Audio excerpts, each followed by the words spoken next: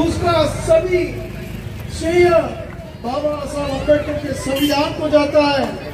बाबा साहब अम्बेडकर ने जो संविधान बनाया, उस संविधान की वजह से हर एक आदमी को अपना अपना धर्म अपने अपने तरीके से यहाँ जो त्योहार है और कुछ है वो अपने हिसाब से मनाने की पूरी खुली छूट दी है।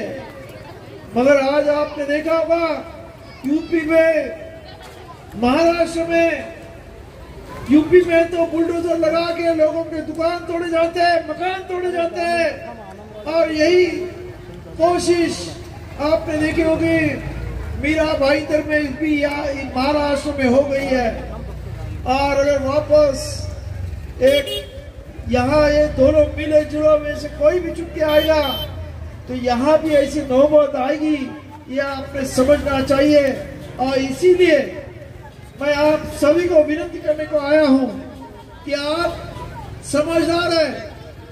इस देश में 20% मुस्लिम समाज है और 20% दलित समाज है, 40% लोग इकट्ठा होते हैं तो इस महाराष्ट्र में और देश में हमारी सत्ता आ सकती है। मगर दुर्भाग्यवश अभी तक हम एक प्लेटफॉर्म में नहीं आ सके और अगर आने की कोशिश की तो हमारे में से जो लोग हैं वो लोग आपस में हम लोग को लड़ाते हैं, अलग अलग करते हैं।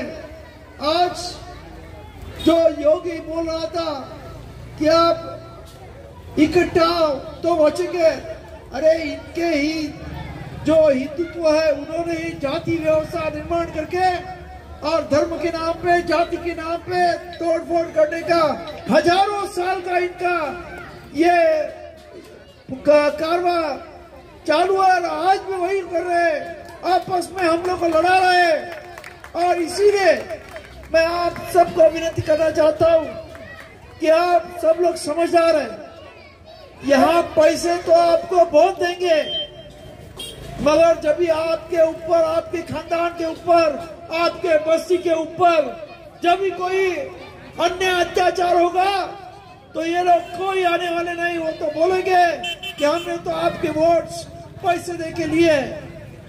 ये आपको मैं बताना चाहता हूँ, संविधान जब बाबा साहब अम्बेडकर लिख रहे थे तभी बाबा साहब अम्बेडकर ने इस देश में सभी लोगों को वो टाइम 21 साल के ऊपर के सभी लोगों को वोटिंग देने का ऐलान किया।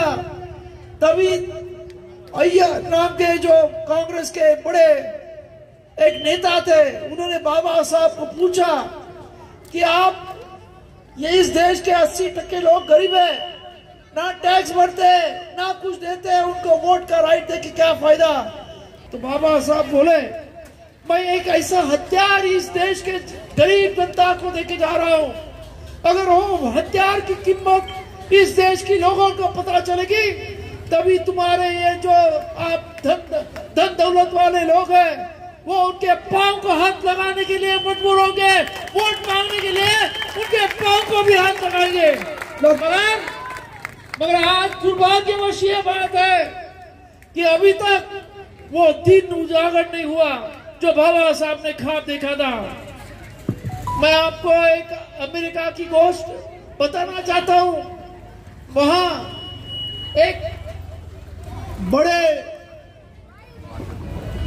बड़े लीडर जो निग्रो लोगों के बड़े लीडर होके गए थे और उनका एक 1950 का एक स्पीच है, वो ऐसे बोलते थे कि मैंने एक ख्वाब देखा है कि कभी तो अमेरिका में हमारा भी एक प्रेसिडेंट होगा। और वो ख्वाब उन्होंने 1950 में देखा था और वो सही मायने में 2014 में बराक ओबामा उस देश का प्रेसिडेंट हो गया और वो ख्वाब सत्य में आया। उसके वो वर्ल्ड वाइड भाषण बहुत फेमस है, आई हैव अ ड्रीम, ऐसे उसमें भाषण में उसने मैंने एक सपना देखा है कि हमारा काले लोगों का एक यहाँ देश का प्रेसिडेंट होगा और वो उस देश में सही मायने में सत्य में आया। आज बाबा साहब ने भी, जिसने इस देश की संविधान लिखा, उसने भी एक सपना देखा है।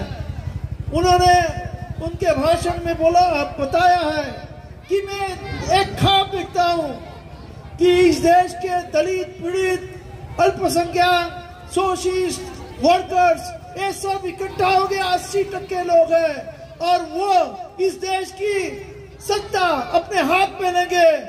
उस देश में सही मायने में लोकशाही इस देश में आएगी। और दुर्भाग्यवश अभी तक ये ख्वाब बाबा साहब का सत्य में नहीं आया। मैं चाहता हूं आप सभी लोग, हम लोग सब अगर मिलके ये बाबा साहब अम्बेडकर का जो सही ख्वाब है कि सही लोकशाही है, कि गरीबों उनके हाथ में सत्ता, जो लोग सत्ता संपत्ति से वंचित है उनके हाथ में सत्ता आनी चाहिए।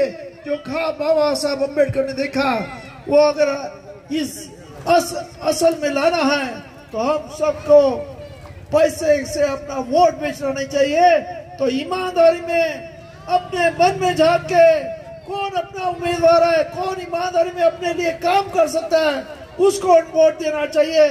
यही मैं आप सबको विनती करता हूं। और यहाँ ये छोटे से 1-2 दिन के इसमें आप लोग ने ये सवाल ही, यहाँ हमारे सभी कार्यकर्ता हैं, अमित जी है मेरे साथ आए, हमारे काका साहब है, हमारे काले साहब है, बहुत सारे शुफिया जी है, जमीर पठान जी है और सलमान मुकादम और सभी